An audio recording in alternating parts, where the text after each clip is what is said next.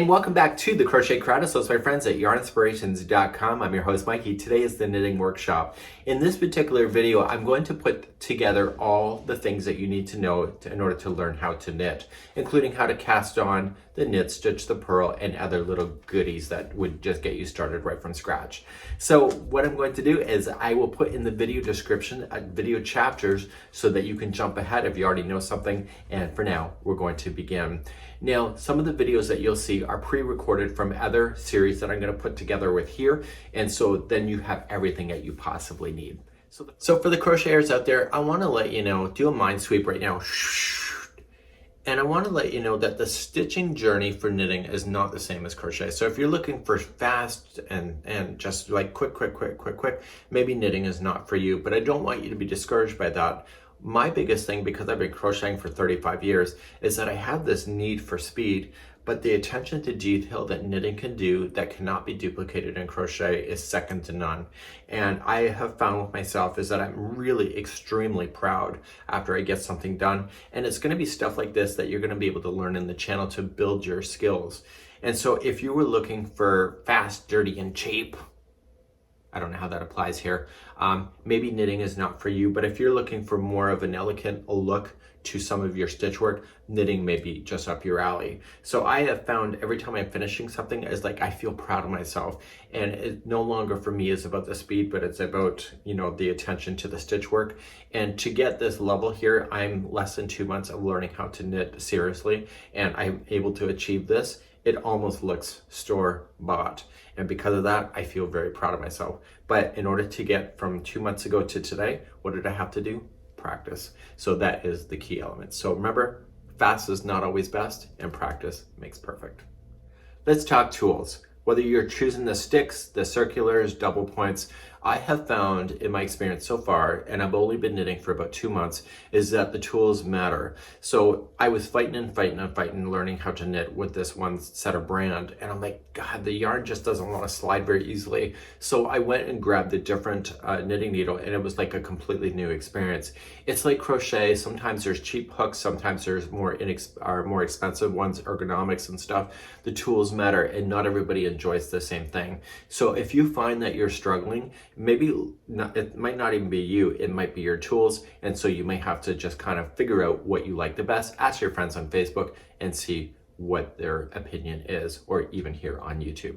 Next. So I'm pacing back and forth on the pegboard trying to determine what I'm going to use for my knitting experience, and what I'm looking at is circular knitting needles. I'm looking at the regular ones that I would normally see that I associate with knitting.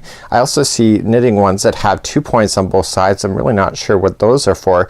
And then I'm seeing that there's different sizes, so it's like crochet in many ways. There's all kinds of different sizes of crochet hooks and so many different sizes of the knitting needles. So I found myself staring. I'm thinking, where am I going to start? So the actual answer is you don't start here, you start back at the yarn. So let's go back to the yarn and let's determine that before we go here.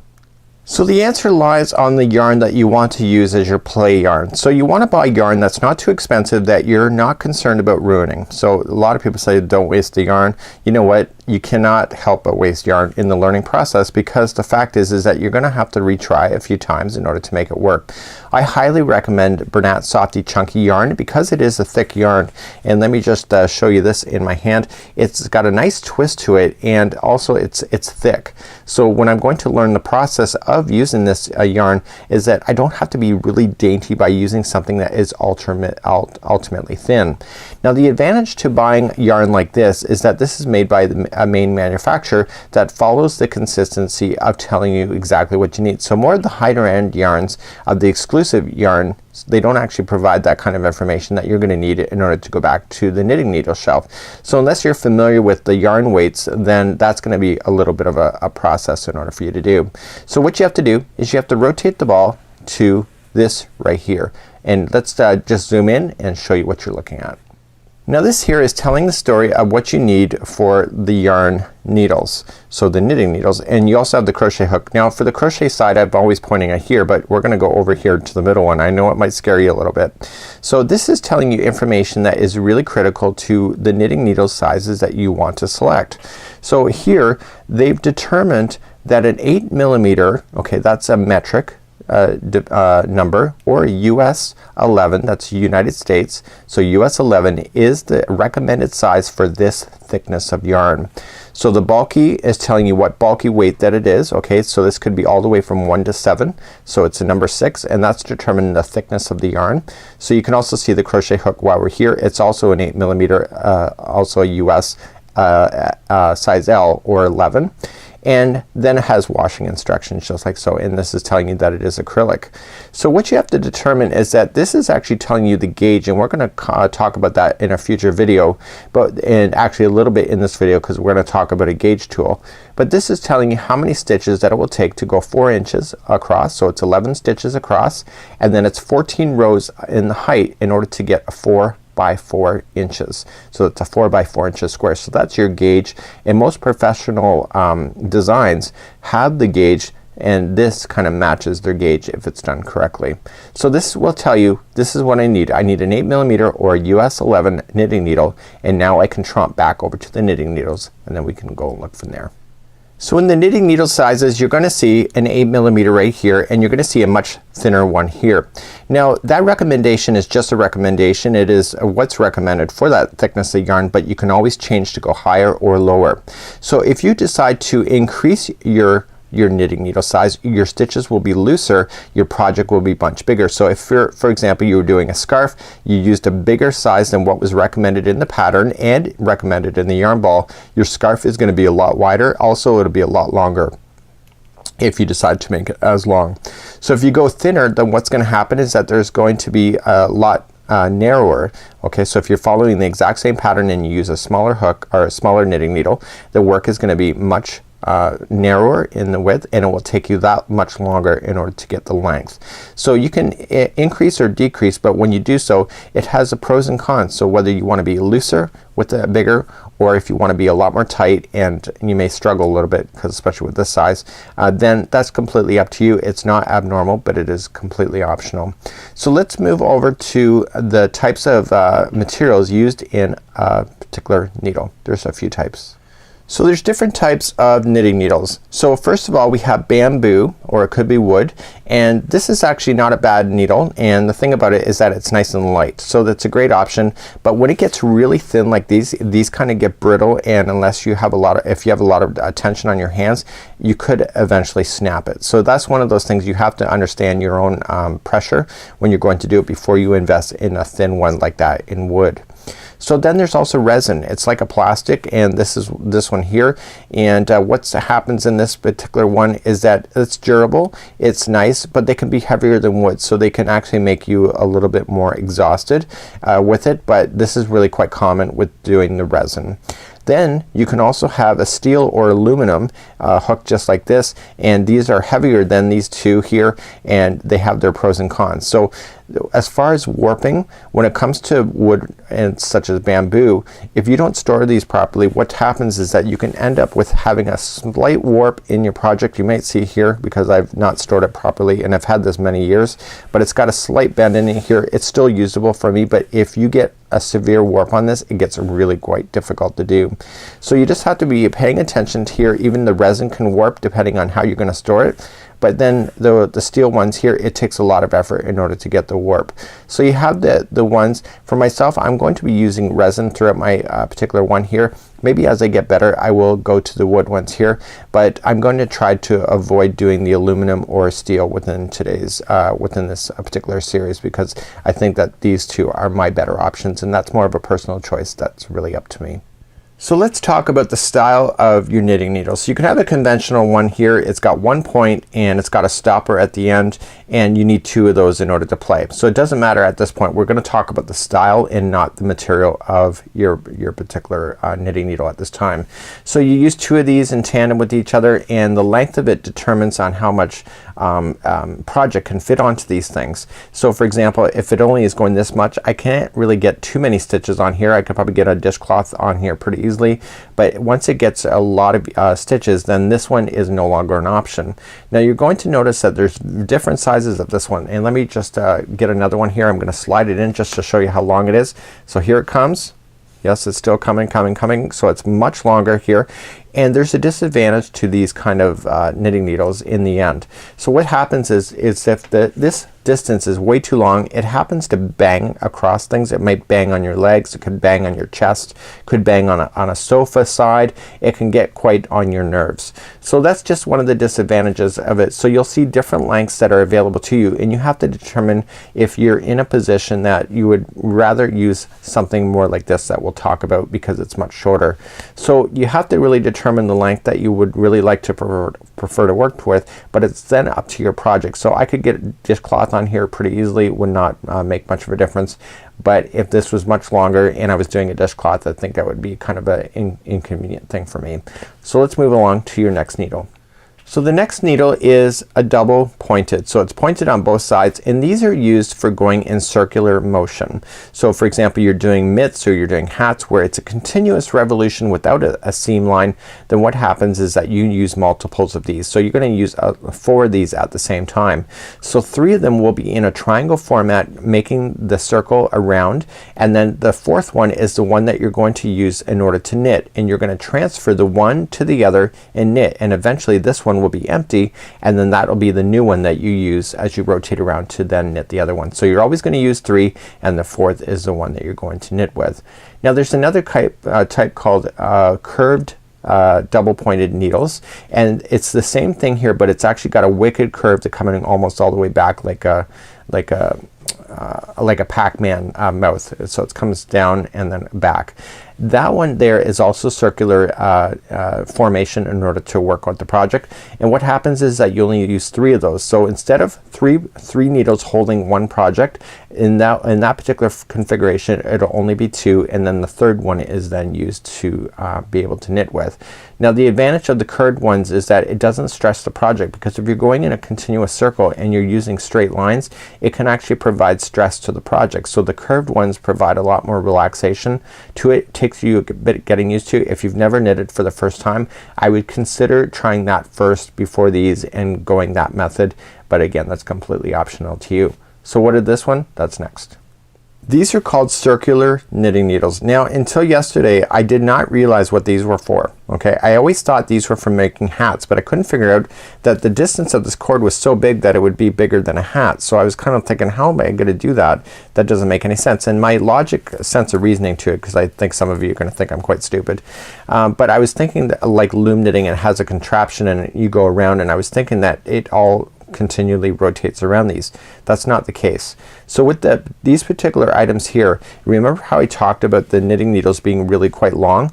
Well, instead of it being really quite long, so you can have like a really big one here, and you could do afghans and everything like that, but you know what, are you going to do an afghan on a knitting needle that's 4 feet long? No, absolutely. So what's going to happen is that you're going to use these instead, and so as you work with the project, you slide the loops down and it catches onto the cord and stays on the cord, and so eventually you kind of just work it like you normally would of just doing your knitting, but you push it down. Once you get to the end, then you just turn around. So instead of having ultra long knitting needles, the circular are the way to go, because then all the project can rest on your lap instead of being rested on the knitting needles being too long. So this is more of a convenient way to knit as far as doing any kind of distance works of afghans and etc. And I think that you would really quite enjoy this. So in my case, if I were you, I would consider getting a set of these prior to getting a set of the other ones. And of course, if you want to do round things like mitts and hats, then you definitely have to do the double pointed knitting needles, whether that is a straight one or you want to try the curved. So this is what these particular needles are for. So let's move along and let's talk about tips of the needles. So let's talk about the tips of the needles, and this is usually depending on the brand itself. They are pretty consistent among brands, and crochet hooks are the same way. When you're going to buy crochet, is that certain brands have different shapes of the heads of the crochet hooks, if you look at it right here. So I like this type versus the ones that are saw cut. Now you're going to notice that there's different types of tips.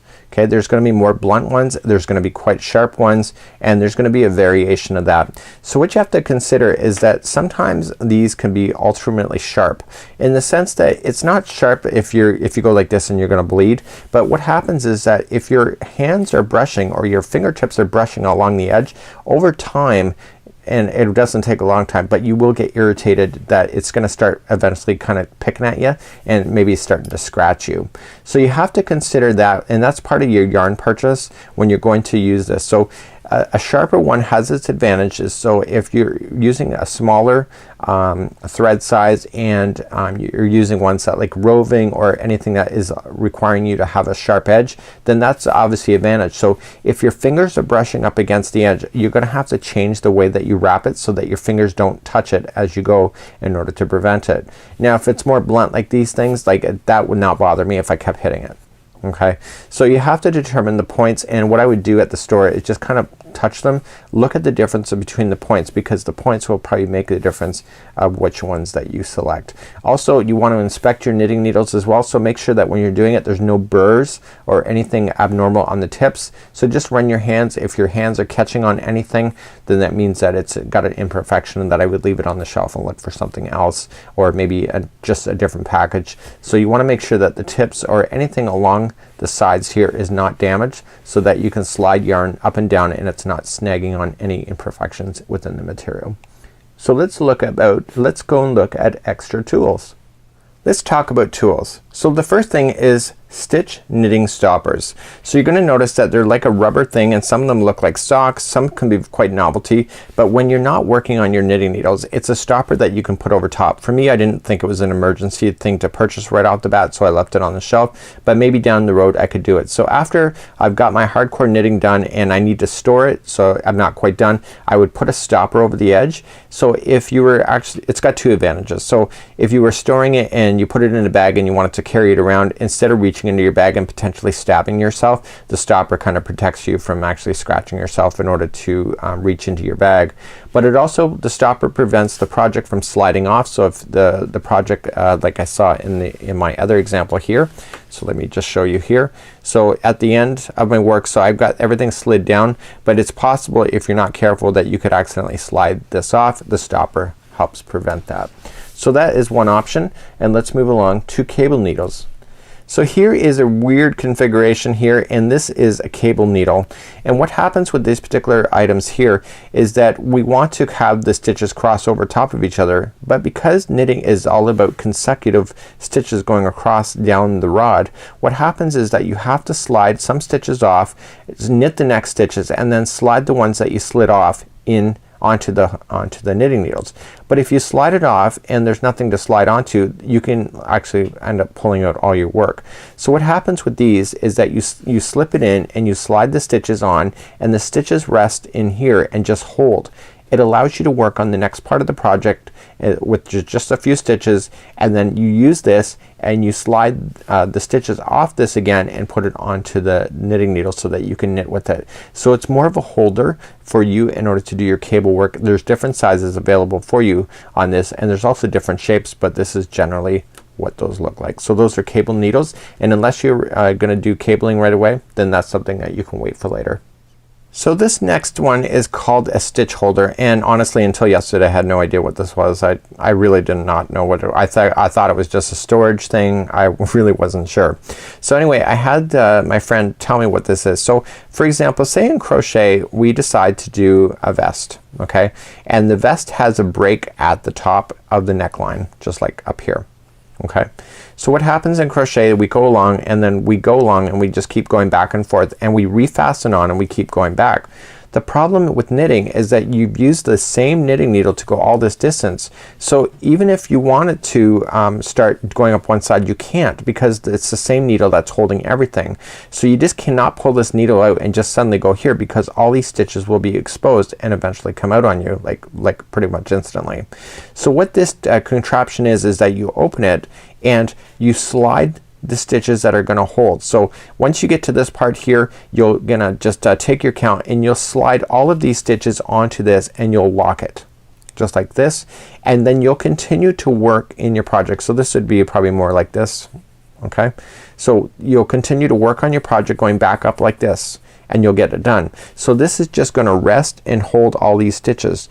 Once you get this done, what happens is that you can then open this up, slide these stitches back onto the needle, and then continue the other side so that it's completely seamless, so you don't end up having a spot. So with crochet you can fasten on and fasten off really quite easily and you barely notice it. Here with knitting you can't do that, so you have to use the same needle, so you just have to use this as a temporary holding device, and these are available in many different sizes, and I found that there's different sizes within one package. So it depends on what you want to do, and I think this is quite a handy little tool. Again, this is not an emergency thing that you need to buy right away, but it is definitely optional, and hopefully you get what this means.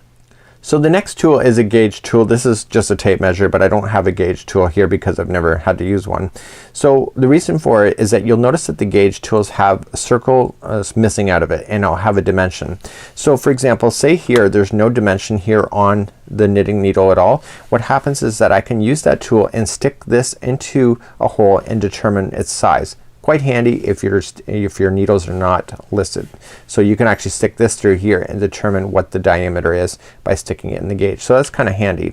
But it also has a gauge thing of measurement, and there's a measuring tool on here. Let me turn this around. So there's a measuring tool on there, and remember how I said there's so many stitches for every 4 inches? So it'll have a sliding key here. So in the sliding key you lay it over top of your work and you're able to count how many stitches are across, and so it's a gauging tool to tell you if you're on gauge or whether you're too loose or too tight. So it's a great little tool. It's not something that you need right away unless that your knitting needles are not listed with the size. That's quite common for that, especially with the high-end stuff, but most of the general produced items like the big manufacturers, they pretty well label up all their knitting needles. So it's a great little tool, completely optional, and you don't need that right away. And finally, the last tool is the stitch marker right here. So these are quite handy, and you kind of need these in order to keep count. You don't need these right away. This is something that you can wait for further on down the road.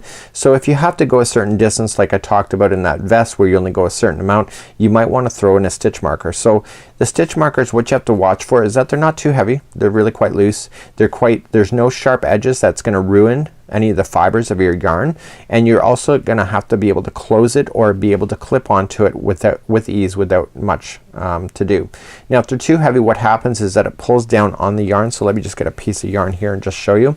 So if it's just sitting on it, great, okay, but if it's really heavy and it starts pulling on it, you'll warp that stitch, and so even when you pull it out, it'll look like it's out of place and warped. So you want to make sure that there's a lot of different novelty types of stitch markers out there, and you want to just pay attention to that. And there's some really cute ones, I will not deny it. You won't need too many of these, but there's packages that are just like a handful inside a package. That's pretty much all you need unless you start losing them, and this is a great little tool. So this is the basic run over some of the tools. There's also a tapestry needle. Tapestry needles are really quite handy in order to get the final string in. So if you do a project, this will allow you to hide your loose ends from the beginning that you left for the tail, as well as the end, and any imperfections that you had through it that you'd require a needle in order to fix. So this is a definite one that you would want to get right away. So right off the bat, you'll need a set of knitting needles. You'll have to decide whether you're going to go for the straight or the circular. I would go circular if it was up to me. You're going to need a tapestry and then a ball of yarn, and then you can start to learn how to knit, and then everything else I showed here is almost optional at this point until you're getting more serious into your knitting. So I'm going to take you to a pre-recorded video of the slip knot. You need to know this in order to get started with your knitting, and that's next. So let's get our yarn ready. So there's no knots on this thing, so you don't tie a knot before doing this particular process. So let's for example, somebody's sitting across the way from you and you're going to point. Okay, so point at them just like this, and I want you to turn your hand over like this. Okay, I don't like to talk about guns, but it looks like you're holding a gun. Okay, and that's the way that I want you to put your fingers out like this. I want you to so get your fingers like this, so just kind of hold, and I want you to grab the other strand with your fingers. Okay, so there's no magic trick to it, and I want you to pull it up over your finger, okay, and around once. Okay, do you want me to do that again?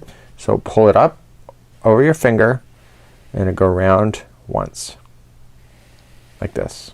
Okay, so the strand that is going to be the straggler will be in front, and the one is going to the yarn ball. Let me show you again. So coming up go around your finger once. Now I want you to take your handle of your gun and open it up, and I want you to grab onto both strands here. Now the way that I describe it is that this is the back of my hand, and you'll see in tutorial format that I say that all the time. This is the forward of my hand. Okay, so back and forward. I want you to take this strand right here and move it up over to the forward, not off, just to the forward. So take it up over like this and hold it. Okay, now pinching the other one, I want you to take that one up and pull it over top of your finger, and that is your slip knot there. Okay, so let me show you again. So you come up, you're pointing, you're gonna wrap, you're going to grab. Okay, so you're gonna close your gun down on top of it, back of your hand, forward. Take the back, move it up over the forward, okay, and then take the new back one and up and over your finger completely. And that is your slip knot. So at this point you can slip in your knitting needle if you wanted to, or your crochet hook, it wouldn't matter, and that's what you'd be doing. So I'm gonna show you again. So wrapping it twice, grabbing it, back, forward. So take the back one, go partially over, and then pinch the other one, go up, right up and over. And now you can insert your knitting needle just like so. So let me show you that just one last time so you can just see. So you can just pull onto it here and it'll completely match itself. So let me show you again one more time. So just wrap around through and insert your knitting needle and then just tug. Okay, so that's how you do it.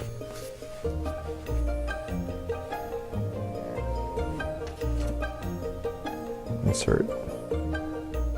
So now that you created the slip knot, you can slide that onto any of the needles that you have.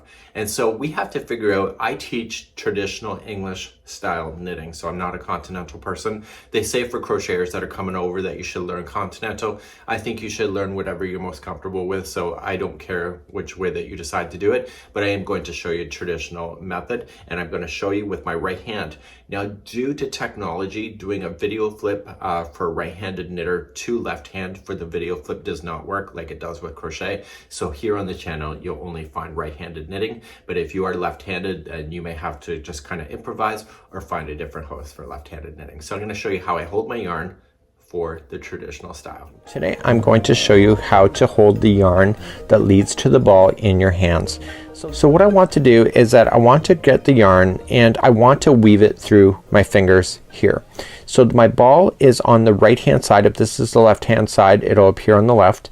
And what's going to happen here is that the yarn is going to be feeding through my hands and it's going to be providing tension so that I have access to the yarn at all times. You will be faster with this. I know I am. And again, this is my own personal statement. It's all up to you. So like it's high tea, you want to put your pinky in the air. So think about a cup of tea. You got your pinky in the air. You're having tea with the queen. What I want you to do is use that finger, and I want you to get close to the knitting needle here, and I want you just to grab onto it like so. So just put it over top, and I want you just to circle your pinky around once. I'm going to show this several times. Okay. So see how close I am to the knitting needle? I want to do that so that I'm providing tension by the time I get through my hand. Now what I want to do is get my second finger up here, and I want to put it behind that finger. And now I want to get my driving finger, okay, my middle finger, and I want to go in behind it. Okay. And now I want to grab my pointer finger and be in front of it like this. Okay. And eventually what I'm going to do is that I'm just going to move everything to my proper tension, and what's going to happen is that I can use this finger now to circle around the tip just like this. Okay, so let's try that again. So you're having tea with the Queen of England, you're going to get your pinky. You are going to circle around your pinky once. Okay, now you're going to put your second finger in, and so it's in the yarn is now behind it. You are now going to put your middle finger out, and your middle finger will be the yarn will be in front of it, and now you're going to put your pointer finger, and that will be in front of the yarn like that. And then you adjust and then all the tension will be applying. So you can add extra tension here by closing your fingers and by using your pointer finger just like so. So let me show you again. So you're going to just have high T with the queen. You're going to circle around just once. Okay, put your second finger out, let the yarn go behind. Put your middle finger out, the yarn will be in front, and put your pointer finger and it will be in the back like so. Okay, let me show you again. This is all about how to hold your yarn. So having high T with the Queen of England, wrap once. Okay, second finger is in front of the yarn, middle finger is in, okay, is in, and then your pointer. So high T and then just weave. Okay, do you get it? Takes a bit of getting used to. So now what's going to happen is that the tension is going to be through your fingers. So it's not only going to have to wrap around your pinky once, it's going to have to squeeze through your fingers here and you'll have a nice tension. So let me put the knitting needle back of my hand here and we're going to knit using this method. Okay, so when we go to use this is that this finger here will have tension and this takes a bit of getting used to. So I'm going to wrap. Okay, and it's almost like crochet in a sense that the yarn is up and ready for me, and when I need more, see, it just slides and it's pulling through my fingers as I knit. This to me is quicker than having to rest my hands on the hook, or sorry, on the knitting needle and being able to wrap. So if I'm using the word hook at all, I just think I might be. It's just because I do crochet so often. So I'm going through like so, and I'm using my fingers to kind of push. Okay, so this is how to hold your yarn. This is the way that it took me a bit of getting used to. So my biggest thing for you is that you're gonna try this and it is gonna fall out of your fingers right at the base here. Okay, I have to tell you, I'm on day number 5 now. After day number 3 it was no longer falling out of my fingers. I think it's because I finally just relaxed and I actually just came to a conclusion. I was watching TV and I'm like, wow, I just crocheted for like I just knit for like an hour and it didn't fall out. And so what it is, it's all the tension and it's the fear of it falling out of your fingers that probably makes it fall out.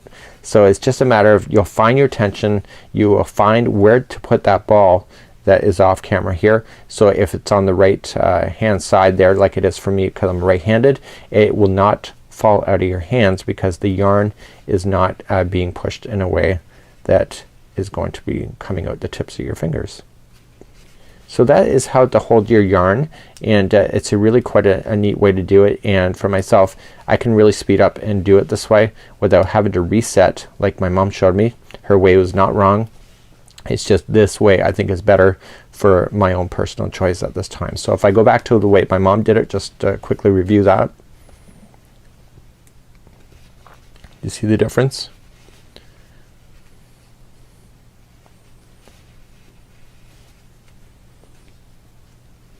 I like the idea of the other way better. So it's just a matter of getting what you have to. So Queen of England, just wrap once, weave through your fingers.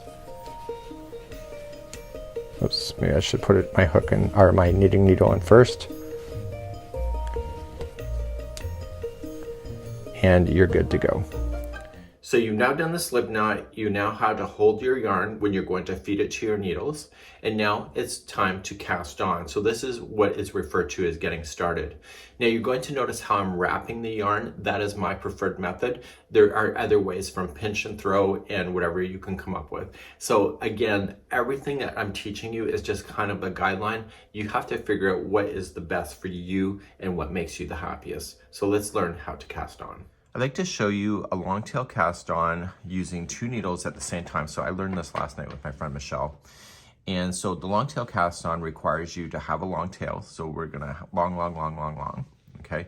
And the distance of it is gotta just get yourself through the cast on process, okay? So what you want to do is that you want to have, this is going to the yarn ball here, and this is the tail. And what I need to do is that I need to create a slip knot first. Okay, and I'm gonna put that onto the needles. So I'm gonna hold the two needles together flat, and I'm going to slide this in. And this is going to provide it so that it's an easier cast on process so that these things are not as tight. And so you're just gonna pull tight to the needles. So now what you're going to do, this is going to the yarn ball, this is going to the tail. You're going to just lay it down flat and just put your fingers down like this. Okay, and slide underneath the V. Pick up your hand and flip over like this and pinch.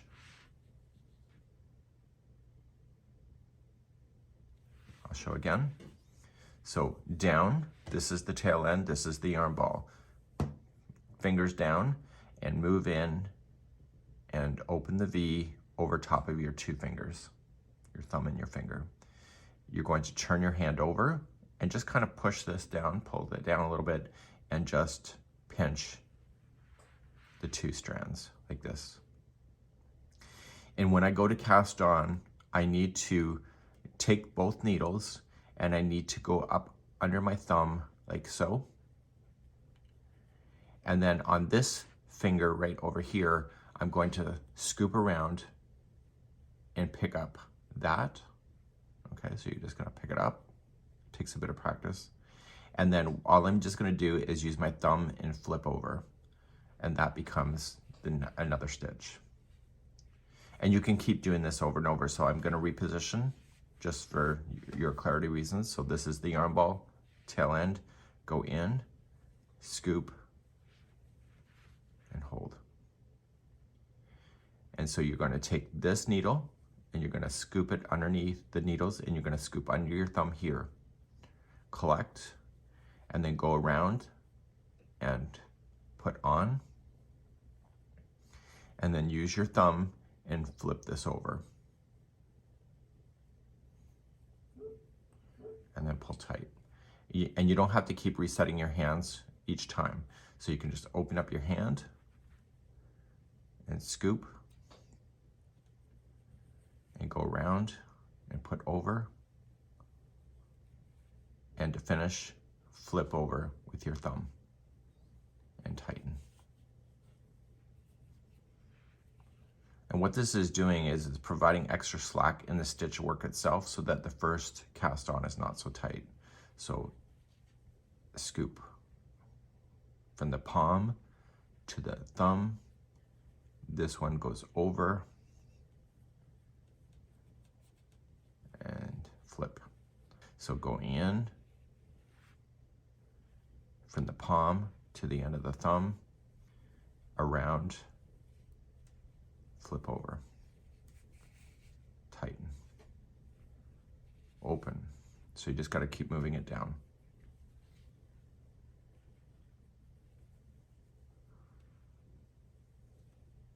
Just got to remember to flip that thumb. I'm going to show you one more time and then I'm going to show you something else. Just make sure that you're getting the strand in the proper order. Now, this is going to provide this. So say you were doing a hat, right? And you had like to do 40 stitches or 50 stitches, 60 stitches. You're not going to want to keep both needles in there. So all you're just going to do is just keep one needle only and remove the one out. That's not going to impact anything. Put the needles back together again and restart and do another set. And what this is, so you want to do like a total like of 10 of something like that, and then you just keep on going. So instead of having both of the needles into the full cast on, you only want to do like 10 or so, and then just release the one needle out so that you have an easier time doing that.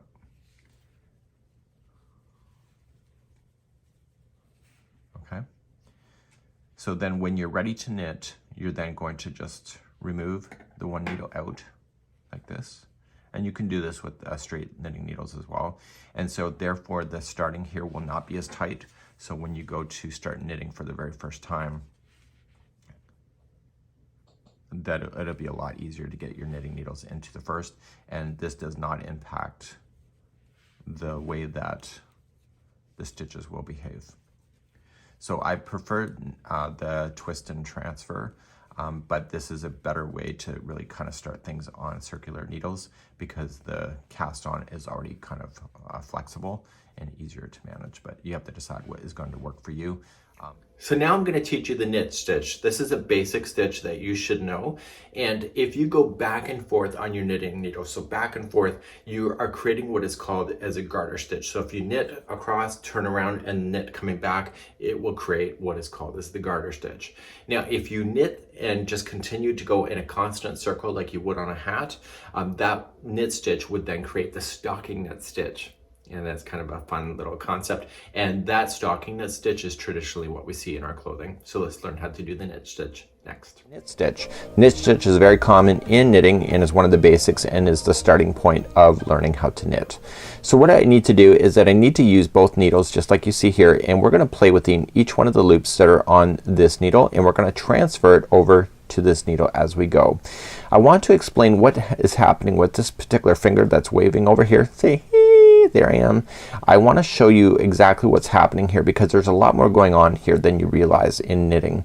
So you're going to notice I want to insert this needle that's moving, okay, and I want to insert it into the same loop, and I want to insert it so it stays on the back side, so it's underneath, and when I go to do this like this, you will see that it's crossing over and that it's completely in that loop.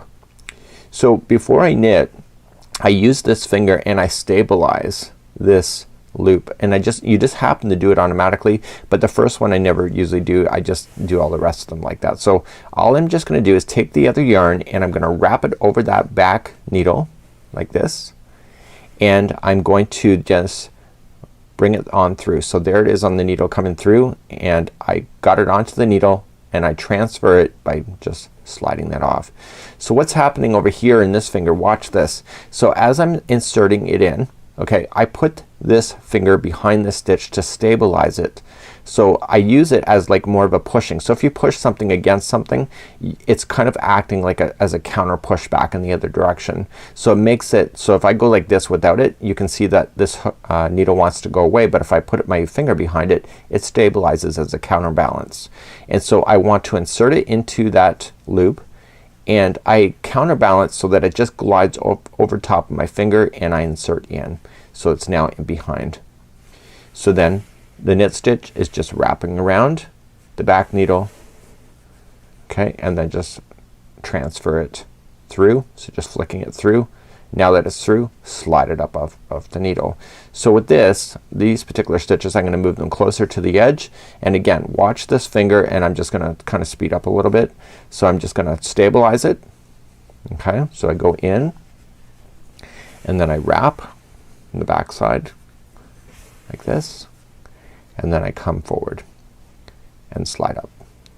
Okay, so stabilize, you push through, you wrap the back one, okay, you bring it forward, okay, and then you slide. See how I'm using this finger, watch that. So I'm stabilizing, I'm wrapping, I'm flicking forward, and I'm sliding up. So stabilize, wrap the back, flick it forward, and slide up. So stabilize, wrap, flick forward, slide up. So stabilize, wrap, flick forward, and then slide up. So you got to keep sliding. So it's okay. So this is related to the garter stitch. So the garter stitch in patterns is this same stitch. It's called the knit stitch, and what it is garters referred to as a term of the type of knitting. So if you go back and forth on the rows of just doing the same stitch back and forth, you get the same look of the project work that you see underneath right here. It's called the garter stitch when you continually do that. So the garter stitch really isn't a stitch, it's more of a process. And that's what you can see here is the garter stitch. You see the typical lines looking like they're waving upside down. So as we turn our work, we just start. So when you go to turn your work, make sure that your yarn is on the outside like so for this particular stitch. Wrap and begin again. This is called the knit stitch. So again, back and forth is called the garter stitch when you're going to do that. Okay, so this is how you do the knit stitch. Let me just finish off this row. And it's really not that hard once you get used to it. It's just a matter of the motion. I enjoy this particular stitch. It's just really kind of a no-brainer. And if you're just going to go back and forth on the rows, which there are a lot of projects like that, it's really quite a simple pattern to be able to function with as well.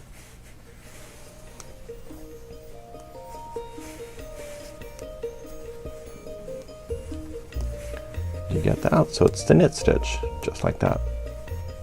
Next stitch up is the purl stitch. Some people really do not like this stitch. I actually like this stitch. I find it easier to be able to slide the needles around in order to get it to work.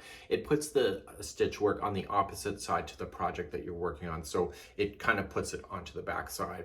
So if you knit stitch all the way across and then purl all the way back, it creates the combination that is called as a stocking knit stitch or a stocking stitch. And that's traditionally, if you look at your socks, that's the kind of stitch that you're seeing. So that's a great way to get that look in going back and forth. And in the purl stitch, it's a really great thing to know. And it's something that's very basic. So let's begin. You're knitting. So what we have to do is that we have to watch for the purling. If purling is now on your row and that you need to start out with, you need to watch where the starting strand is. So in knit, it was in behind just like this, but in purl, it's in the front like this.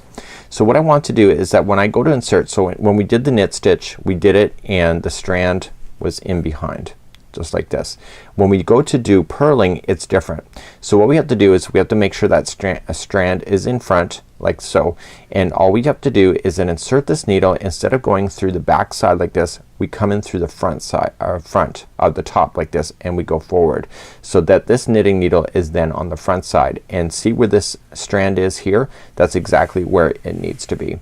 So you have to continually watch for that as you go. So I'm just resetting the yarn into my hands, just like so, making sure that the yarn is in front, just like that. So what I want to do is that I go to wrap this, but instead of wrapping the needle and it's in behind, I'm wrapping it and it's in front. So I just come around through the front like this, and all I'm just gonna do is flick it backward like this and drag it. So now it's on the knitting needle in behind, and I'm just gonna drag that stitch off like so.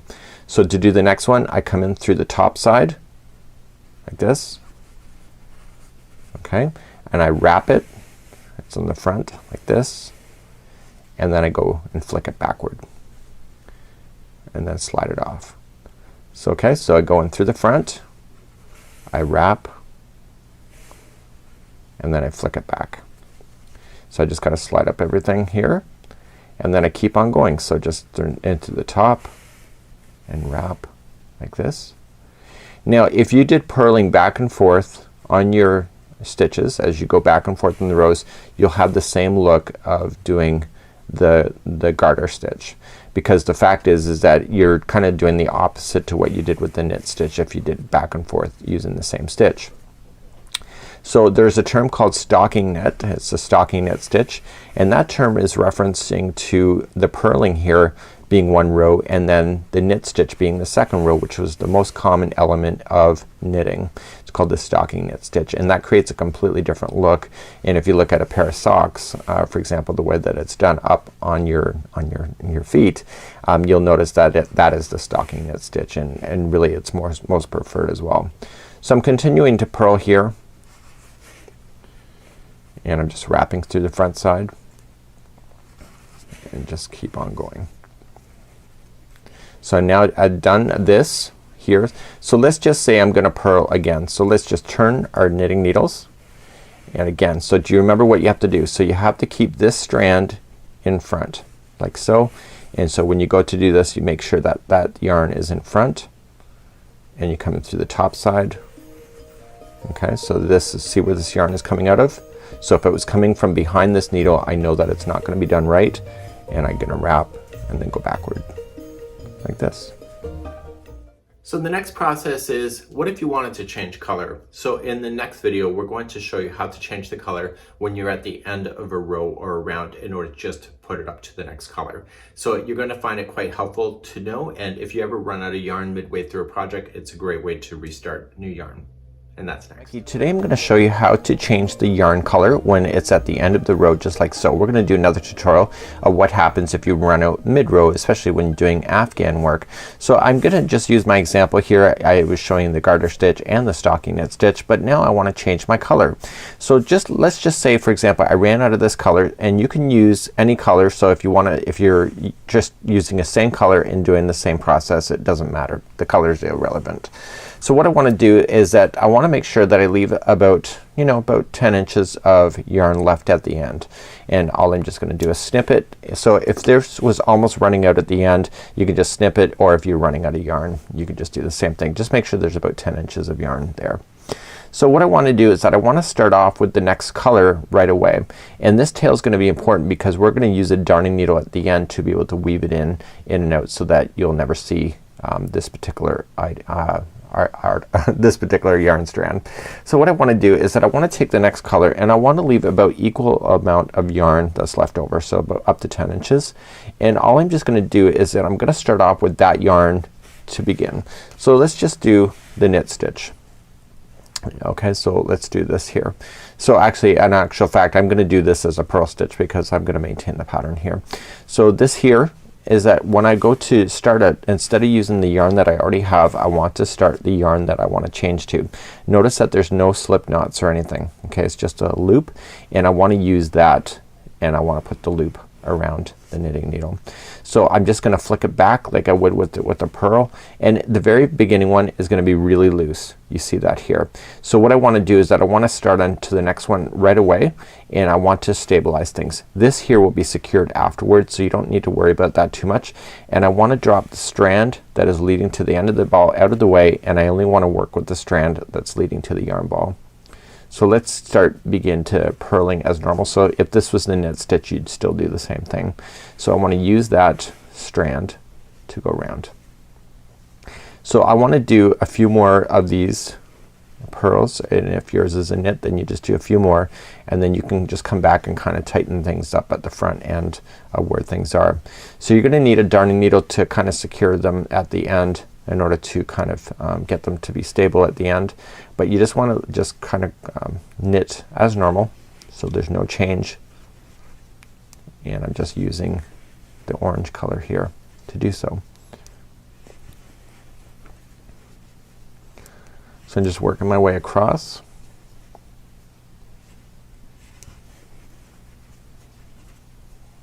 Just like that. And so it depends how far you really want to go. If you're doing an Afghan, you might want to stop midway and just kind of look at things. So let's turn it around. So you can see now that the orange is now ready to go. So right at the very starting here, everything's a little bit loose. So you just want to keep things nice and tight. And there's suggestions online that you can just kind of secure it, but you can actually just start securing things if you wanted to as well. So you can take the blue one here, and all you can just do is just get a darning needle, and the darning needle will help stabilize this thing, and you're going to need to do it anyway. So you just get a darning needle and feed the yarn through. Now because this is knit and purl work, the one side chances are will be this is the wrong side and this is the good side here. So I'm taking only the blue, and I want to kind of stabilize it, and I want to just travel on the fibers that are just on this side of the work. So I don't ever want to dare go through the front side.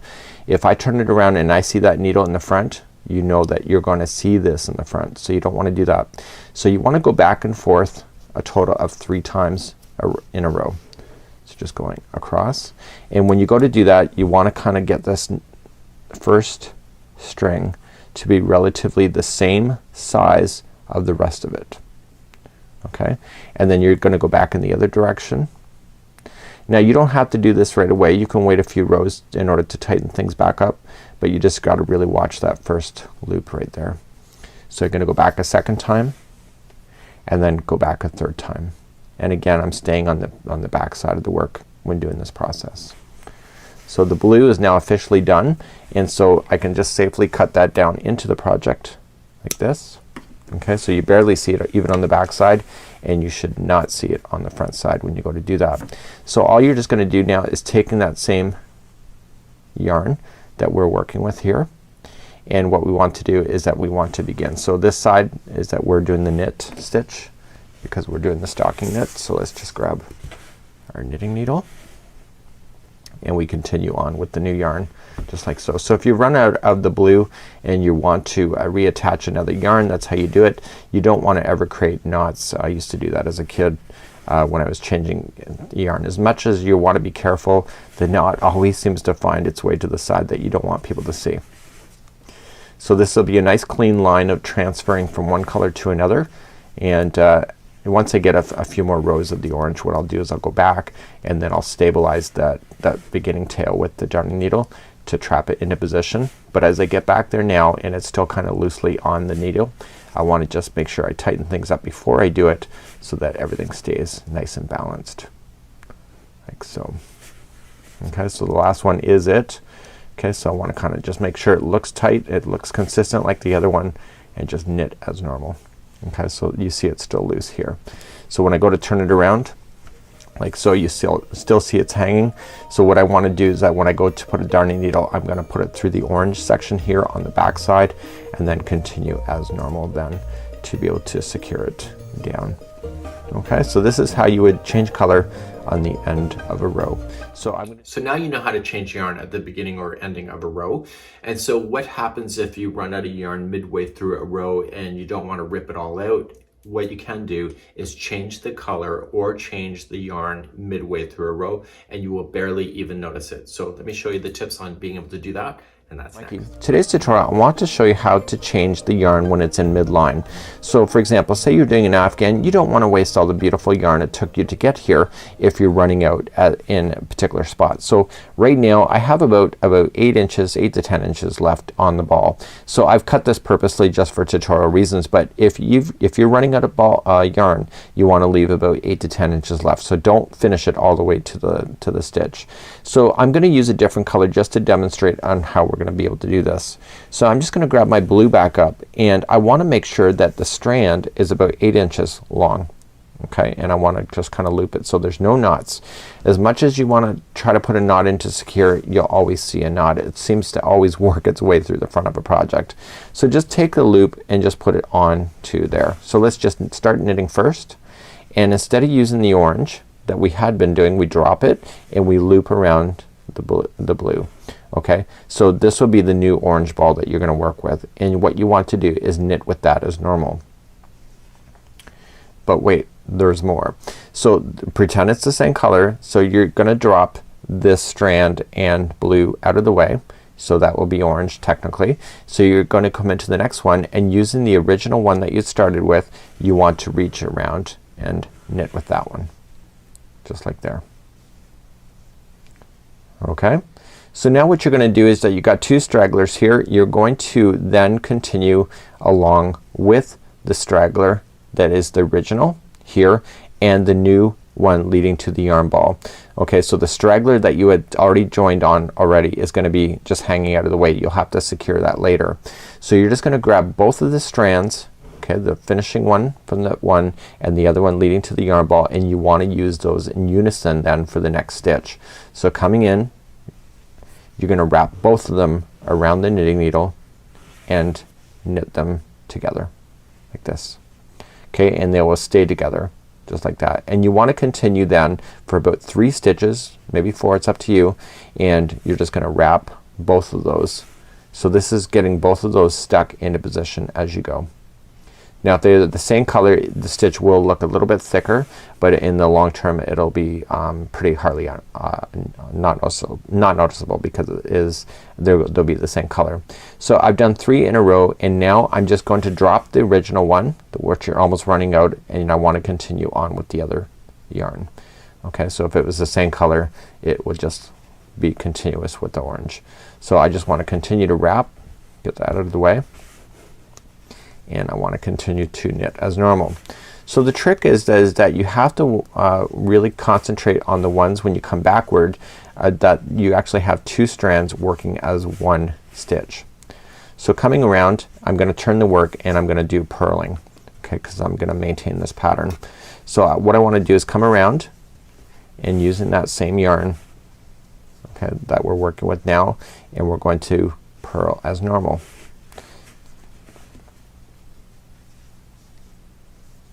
So right where the yarns look like they're belonging together, we want to keep them together for this particular demonstration. Okay, so these two, see how they're linked together? So you want to insert them, so you're going into both at the same time and treat them like they're one.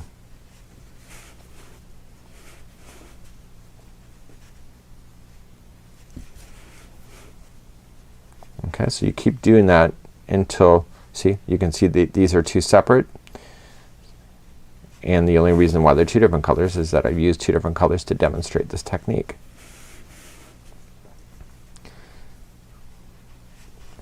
So as you notice is that the one strand is kind of linked into the other one because they were put together. So you're gonna have that strand that you started with is going to still be hanging out, and what we'll do at the end is that we'll take a darning needle then and we will then secure it into position by weaving it in back and forth on the back side of your project. So when you turn it around, you can see that this was the original strand that we had just joined on, and then this was the one that we went over top, and then we started with the blue here. So if you're using all the same colors, it wouldn't matter. You wouldn't really see any of that. So you just can continue to knit as normal, and then all you just need to do in the back side here, you will notice that you would have had the starting strand, which is here. You'll have to secure that in with the darning needle, and then this one here, you may want to just throw it through a darning needle just to secure it as well. So you can just try this concept. It's not really hard, and this is how you change a yarn strand in the middle of a row. So until next. So finally, last but not least here on the channel, I want to show you how to cast off. So you're ending at the party, it's over, the cleaning lights are on in the pub. So what you want to do is learn how to cast off. It's also called as a bind off. Now I'm going to show you the bind off in knit format. Now the way that you bind off can be different depending on the project that you have. So you have to pay attention to the pattern when they ask for that. So if, for example, say you've been purling and knitting, or purl, knit, purl, knit, purl, knit, when you do the bind off, you're not going to want to just do a knit bind off. You want to do a purl, knit, in order to keep that going. So that's something that you should pay attention to the future, so that you understand that the cast off I'm about to show you doesn't apply to everything, and it may matter in the future. I'm going to show you how to cast off. So finishing off your project. Now this is just a garter stitch that you see here, so I'm just going to continue to follow the pattern in order to work. So when you're going to knit this particular item, say for example you're doing knit 2, purl 2, knit 2, purl 2, you want to continue that same configuration, but then you want to use the same concept of putting the stitches over top of each other when you go to finish off. So let's show you how to cast off. To begin casting off, what you want to do is that you want to knit as you normally were. So I'm just doing a garter stitch or a knit stitch right now, and what I want to do is that I want to finish this off as I normally would. So what I'm going to do is that I'm just going to knit the first 2 stitches. Okay, so just coming through, and I want to transfer that to the knitting needle that I'm working with in this hand right here. So I want to knit the next one as normal, so just going in. So if that was a purl for you, then you just purl as normal, and then you just continue to go. So now that I have 2 on the needle that I'm transferring to, I want to carefully insert this needle here that I'm moving my finger to, and I want to just reach up underneath, and I want to pull onto that first loop, and I want to carefully with tension pull it over top of the other loop, and so it goes over top just like that, and then I can just let it go. So what I've just done now is that I've taken the first loop and put it over top of the second, so that the second is now holding that loop. So we continue and we knit the next one as normal. Okay, so let's put this back in, and I knit and I transfer over, and then I insert my knitting needle into the first one that is there right where this finger is pointing down to, and I just carefully put it over top of the other one. Okay, so I don't let that other one fall off the knitting needle, and therefore it's getting nice and stuck, and therefore it's now on. So knit as normal like so, coming around, pulling it through.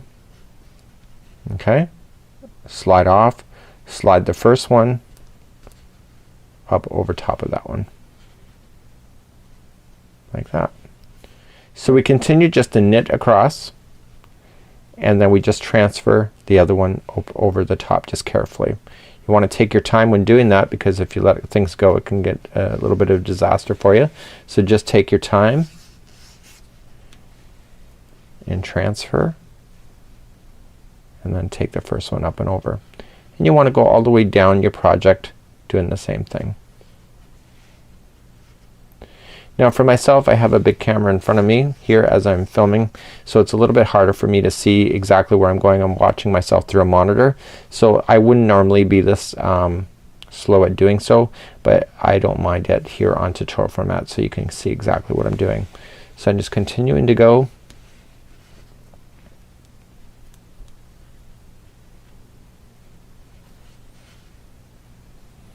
And I'm working my way all the way down. Gets easier once you start finding your tension and how to do things. So I'm going into my last one here, wrapping around, pulling it through, and then I'm going to take that one up and over. So you have one last one on your knitting needle. So what you have to just do is just trim this yarn here, and then insert that yarn through this loop, and then just pull on it snug, and therefore that would be the end of your project, just like so. So this is the basic outlook for learning how to knit. I'm going to put a playlist available to you in the more information of this video, and that was basically all the beginning stitches, different things that you can learn, and all together you can just start picking up the skill by skill. My biggest lesson for you is that when you look at knitting, don't just say, okay, I did a dishcloth, now I can do a top.